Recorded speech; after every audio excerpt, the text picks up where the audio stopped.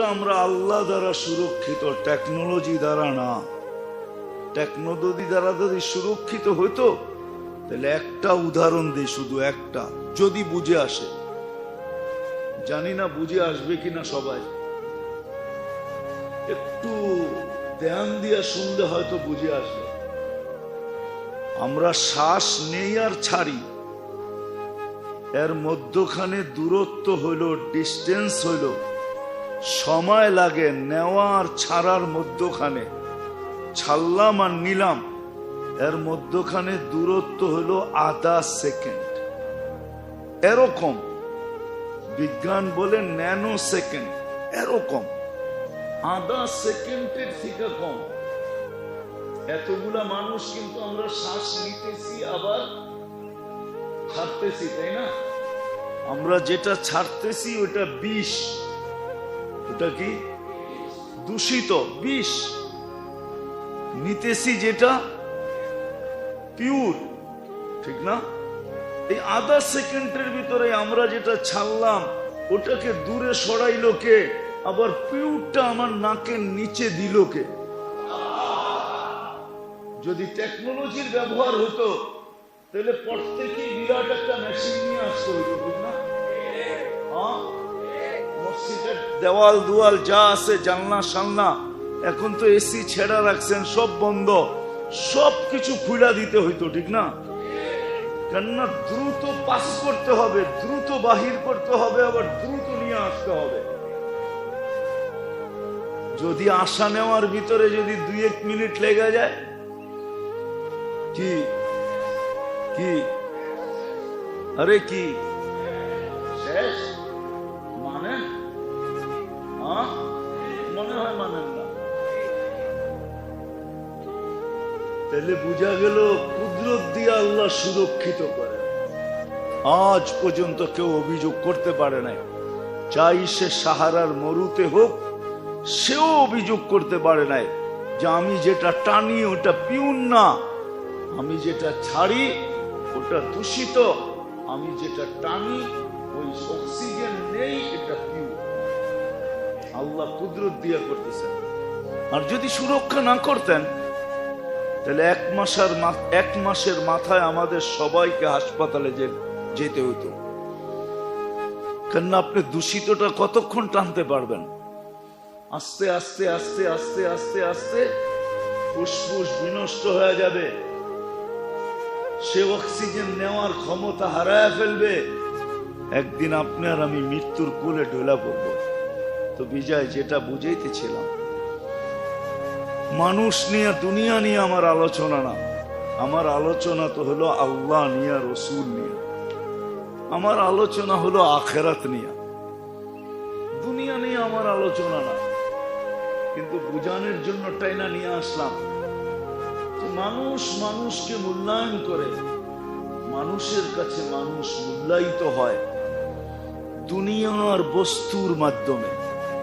কিন্তু রব্বে কাবার কসম, যিনি আমাদেরকে অস্তিত্ব দিছেন আর সুরক্ষিত করেন, ওই আল্লাহর কাছে মানুষ মূল্যায়িত হয় আমলের দ্বারা। যার যতটুকু আমল, যত কোয়ালিটি ভালো, যত উন্নত, যত বেশি, আল্লাহর কাছে সে মূল্যায়িত তত বেশি, দামি তত বেশি। কেন আল্লাহ বয়স দেখেন না, বয়স দেখেন না, বয়স হ্যাঁ একটা সময় পর্যন্ত দেখেন, সেটা হলো বাচ্চার কথা ভিন্ন, প্রাপ্ত বয়স্ক না হওয়া পর্যন্ত ভিন্ন কথা।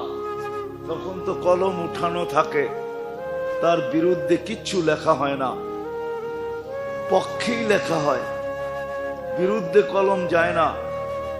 সে যে নেক আমল করে সব মা বাবার আমল নামায় কবুল যাইতে থাকে, মা বাবার আমল নামায় যোগ হইতে থাকে। যদিও আমরা বুঝতে চাই না, এটা আবার আলাদা আলোচ্য বিষয়, তাইলে এই বিষয়ে আলোচনা করতে হবে যে আমাদের সন্তানদেরকে কোন বয়স পর্যন্ত আমাদের সুরক্ষা করা উচিত। যদি আমি এই কথার বিশ্বাস করি যে সন্তানের আমলনামা আমার আমলনামায় যোগ হবে, নেক আমল আমার আমলনামায় যোগ হবে, এই সন্তান আমার কাজে আসবে, তাইলে একটা সময় পর্যন্ত এদের জীবন আমাদের সুরক্ষা করা উচিত। কিন্তু আফসোস বুঝে আসে না বিদায় মাখনময় সময়টা, মাখনময় বলা কম হবে, মধুময় বলাও কম হবে। সবচেয়ে দামি সময়টা আমার সন্তানের যেটা, এটা আমি বিনষ্ট করি। বলবেন ওই সময়টা যদি না দেই তাহলে স্কুল কলেজে পড়বে, তো পড়বে কি করে? না, আপনি স্কুল কলেজে পড়ান, আমার কোনো আপত্তি নাই। আর স্কুল কলেজে যে ওই সময় পড়াইতে হবে এমন না, স্কুল কলেজে আপনি দেন, আমার কোনো আপত্তি নেই। দুনিয়ার দামি থেকে দামি কলেজে পড়ান, আমার কোনো আপত্তি নেই।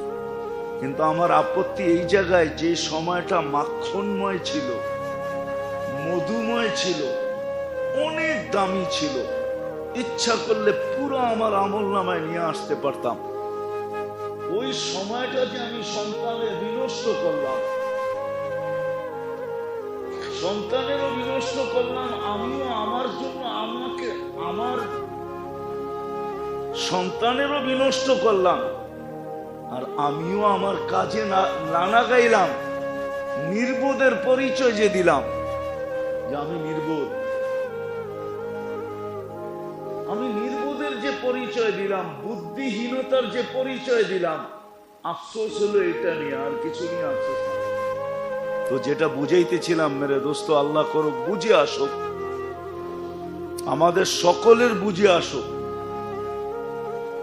যে আল্লাহ আমাদেরকে অস্তিত্ব দিছেন, যিনি আমাদেরকে সুরক্ষা করতেছেন, যিনার কাছে আমরা অচিরেই সবাই চলে যাব। ওই আল্লাহর কাছে মানুষের মূল্য, রব্বে কাবার কসম, দুনিয়ার যা দ্বারা মানুষ মূল্যায়িত হয় সেটাকে বংশ বলেন, বুলি বলেন,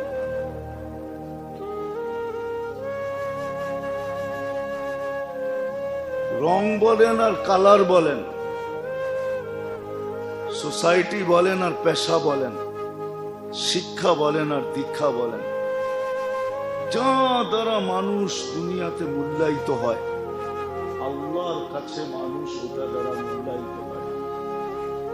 আল্লাহর কাছে একমাত্র মানুষ মূল্যায়িত হয় ওই আমল দ্বারা, যে আমল আল্লাহর পক্ষ থেকে, রসুলের পক্ষ থেকে। কোরআনের কথাই সত্য, লা ইউজসি ওয়ালিদুন আন ওয়ালাদিহি শাইআ ওয়ালা মাউলুদুন আন ওয়ালিদিহি শাইআ। কোরআনের কথাই সত্য, মা আগনা আন্নি মালিয়া। কোরআনের কথাই সত্য, হালাকা আন্নি সুলতানিয়া। এরকম শত আয়াত আছে। সাময়িক সম্পর্ক ছিল, এটা চিরস্থায়ী সম্পর্ক না। বিদায় দুই জিনিস দ্বারা মানুষ আল্লাহর কাছে মূল্যায়িত হবে। কথা মনে হয় লম্বা হয়ে যেতেছে, আমি গুছায় নিয়ে আসতেছি। আল্লাহ করুক আজকে বুঝে আসুক। দুই সম্পর্কই চিরস্থায়ী, আর কোন সম্পর্ক চিরস্থায়ী না। একটা হলো দিনদারির সম্পর্ক, চিরস্থায়ী। হাদিসের ভিতরে আছে, বিদায় বলতেছি, কোরআনেও আছে, ইন্না কুরআনাল ফাজরি কানা মাশহুদা। যার জীবনে কোনদিন ফজরের নামাজ ছুটে নাই, তাকে বলা যাইতে পারে গ্যারান্টি দিয়া যে জান্নাতি। হ্যাঁ হ্যাঁ, ফজরের নামাজ যার জীবনে ছুটে নাই, কেন ফজরের নামাজ কবর থেকে নিয়ে জান্নাতের গেট পর্যন্ত সর্বক্ষেত্রে ওই নামাজির পক্ষে দাঁড়াবে। তাফসীরের কিতাবে আছে, সুদর্শন যুবকের রূপ নিয়ে দাঁড়াবে। শুধু সুদর্শন যুবক না, বডি বিল্ডার যুবকের রূপ নিয়ে দাঁড়াবে। কুস্তিগির আছে না, যে ওকে কেউ পরাস্ত করতে পারে না, এরকম যুবকের রূপ নিয়ে দাঁড়াবে। আর মুর্দাকে, ব্যক্তিকে বলবে তুমি আমার পিছে দাঁড়ানো থাকবে, যা করার আমি করব, তুমি শুধু দেখতে থাকবে, তুমি চুপ থাকবে, কোনো কথার জবাব তোমাকে দিতে হবে না, আমি দিব। আমি সর্বক্ষেত্রে সবাই জিজ্ঞাসা করবে তুমি কে, সব জায়গায় মধ্যখানে এসে দাঁড়ায় যাও তো বলবে আমি ফজরের নামাজ। তো যেটা বুঝাইতেছিলাম, মানুষের মূল্য আল্লাহর কাছে দুই জিনিসের ভিত্তিতে। দুই জিনিসের ভিত্তিতে, একটা হলো আমল, আর আরেকটা হলো চিরস্থায়ী সম্পর্ক। যে সম্পর্কগুলা চিরস্থায়ী, ক্ষণস্থায়ী না। একটা দেখাইলাম, যার ফজরের নামাজ কখনো ছুটে না, কোরআনের সাথে যার সম্পর্ক, পড়তে না পারো কিন্তু ডেলি এমন দিন যায় না যে কোরআনকে হাত না লাগায়, মহব্বতে চুমা না দেয়, চোখে না লাগায়, মাথায় না রাখে, বুকে চাইপা না ধরে, এরকম দিন তার যায় না। কোরআনকে যখনই দেখে, যখনই কোরআনের কাছে যায়, মসজিদে আসে, ঘরে যায়, সারা দিনে কোরআনকে একবার না একবার মহব্বতে বুকে চেপা ধরে, পড়তে না পারে। কোরআনের মহব্বত চিরস্থায়ী। শুধু শুধু বলেন না শাফিআন ওয়া মুশাফফা, কোরআন সুপারিশ করবে এবং তার সুপারিশ গ্রহণ হবে, এটাই আল্লাহর ওয়াদা। পড়তে না পারো, হ্যাঁ আমি জানি আমার সমাজের 70% মানুষই কোরআন পড়তে জানে না, 50% তো হবে। 50% মানুষ আমার সমাজের জাতির কোরআন পড়তে জানে না, তাতে কিছু আসে যায় না। দেখার বিষয় হলো সে ডেলি কোরআনকে মহব্বত করে কিনা, কোরআনকে মহব্বত করে কিনা। ইতিহাসের পাতায় লেখা আছে, লেখা এখনো লেখা আছে। খেলাফতে ওসমানিয়ায় তুর্কিয়া 600 বৎসরের রাজত্ব ছিল তুর্কিদের, এরা ওসমানী রাজত্ব বলতো। পর্তুগাল এদের প্রথম সর্দার ছিল। এ যখন মুসলমান হয় তো যেই কামরা একে রাখা হয়েছিল, ওইখানে একটা কিতাবও রাখা ছিল। সে জিজ্ঞাসা করছে এটা কি, তো বলছে এটাই তো আল্লাহর কালাম, কোরআন। তো সে সারা রাত্র কোরআন মাথায় নিয়ে দাঁড়ায় ছিল। ইতিহাস উঠান, সারা রাত্র দাঁড়ায় ছিল যে আল্লাহর কালাম এইখানে আমি ঘুমাই কি করে। তার দিলের ভিতরে এরকম ধাক্কা লাগছে, দুনিয়া এটাই বলে কোরআনের ইজ্জতের কারণে আল্লাহ তাদেরকে 600 বৎসরের রাজত্ব দিয়েছে। সুফিয়ানে সৌরি রহমতুল্লাহ আলাই 4 পিরালি সিলসিলা যেখানে যায় এক হয়ে যায়, কাদেরিয়া, চিশতিয়া, নকশেবন্দিয়া, মুজাদ্দিদিয়া, 4টা যেখানে যায় এক হয়ে যায়, এক জায়গায় যায় মিলা যায়, ওটা হলেন সুফিয়ানে সৌরি রহমতুল্লাহ আলাইহি। উনি উস্তাদ ছিলেন আলী রাদিয়াল্লাহু তাআলা, ছাত্র ছিলেন আলী রাদিয়াল্লাহু তাআলা আনহু। খেলাফত পাইছেন উনি আলী রাদিয়াল্লাহু তাআলা আনহু থেকে। ওনাকে একদিন স্বপ্নে দেখানো হয়েছে যে অমুকের জানাজা পড়ায় আসো।